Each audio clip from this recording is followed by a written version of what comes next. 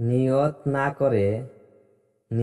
না করে সমস্ত রমজান মাসে রোজা রাখলেও তা আদায় হবে না, ফলে উহার কাজা করতে হবে। বুটের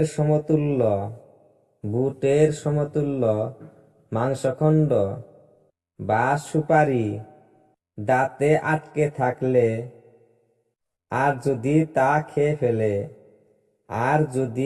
খেয়ে ফেলে তাহলে রোজা কাজা করতে হবে। বুটের সমতুল্য চেয়ে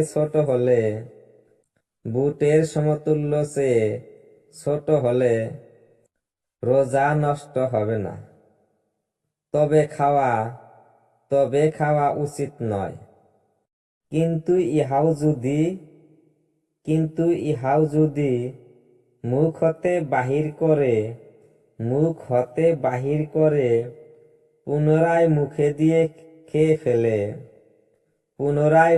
দিয়ে খেয়ে ফেলে তাহলে রোজা নষ্ট হয়ে যাবে এবং কাজা করতে হবে। পান মুখে রেখে ঘুমিয়ে পড়লে যদি সুবহে সাদেকের পর জাগ্রত হয় তবে রোজা হবে না। এই রোজার কাজা করতে হবে। থুথুর সাথে মিশ্রিত রক্ত গিলে ফেললে যদি উহার পরিমাণ থুথুর সমপরিমাণ হয় এবং মুখে তার স্বাদ অনুভব হয় তবে রোজা নষ্ট হবে ও কাজা করতে হবে। আর কম হলে নষ্ট হবে না। যে সকল কারণে রোজা নষ্ট হয় উহার যে কোনো একটি